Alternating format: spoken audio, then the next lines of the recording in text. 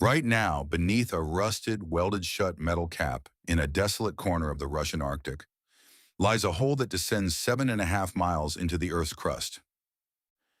This is the Kola Superdeep Borehole. It is the deepest man-made point on our planet, a needle prick into the skin of a giant that we still don't fully understand. For over 20 years, Soviet scientists attempted to do the impossible, to drill through the Earth's shell and touch the mantle. What they found at the bottom didn't just break their equipment, it broke their understanding of physics, and according to enduring local legends, it broke their grip on reality. The project began on May 24, 1970, as a high-stakes scientific race between the superpowers. While NASA was focused on the stars and the moon, the Soviets were looking in the opposite direction. They wanted to be the first to reach 15 kilometers deep. They wanted to see what was hidden beneath the layers of time, but the Earth had other plans.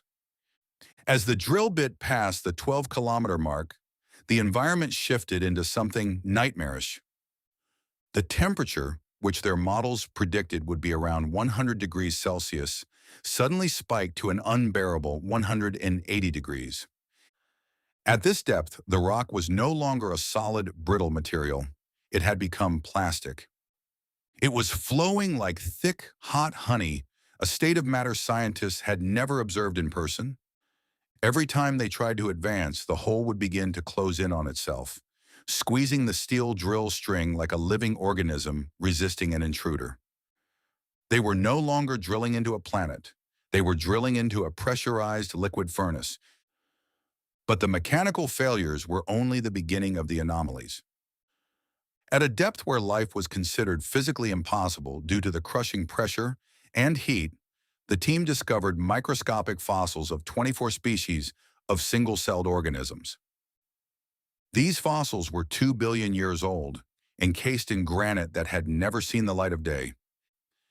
This discovery proved that the roots of life on Earth go far deeper and are far more resilient than we ever dared to imagine. Then there was the water. Mainstream geology stated that water could not exist at such depths because it would be squeezed out of the rock. Yet the Soviets found hot, pressurized hydrogen and oxygen being squeezed out of the minerals themselves, forming a deep crust ocean that should not exist. But despite these groundbreaking scientific finds, the Kola Superdeep Borehole is famous for something much darker, the well-to-hell legend. In the late 80s, a story surfaced that the team had lowered a heat-resistant microphone into the borehole to record the sounds of tectonic plate movements. The recording that allegedly came back wasn't the sound of shifting rock. It was a chorus of thousands of human voices, screaming in absolute agony.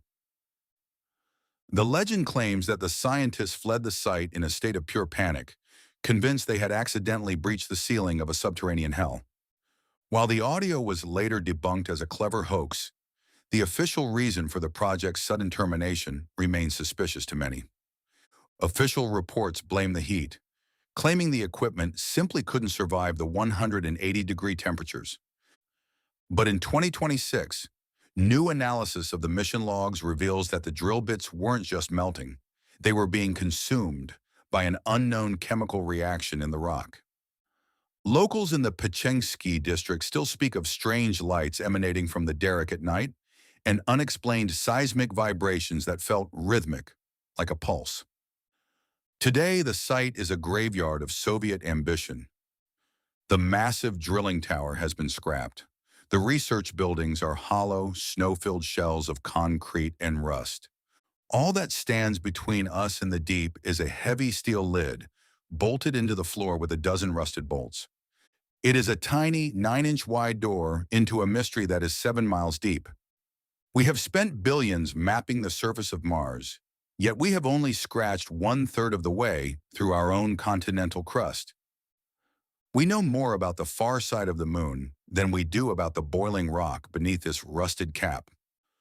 The Kola hole is a monument to human curiosity, but it is also a warning. The deeper we go, the more the Earth begins to feel less like a rock and more like a pressurized ancient entity. If the rock became liquid at 12 kilometers, what happens at 50 or 100? Is the center of our planet a graveyard of ancient life, or something far more active and defensive? The Soviets didn't stop because they ran out of money. They stopped because the Earth started pushing back.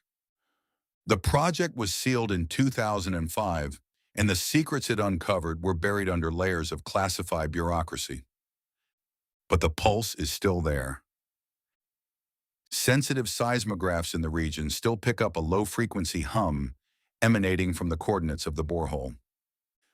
As you look at that rusted, welded cap, ask yourself, would you be brave enough to open it?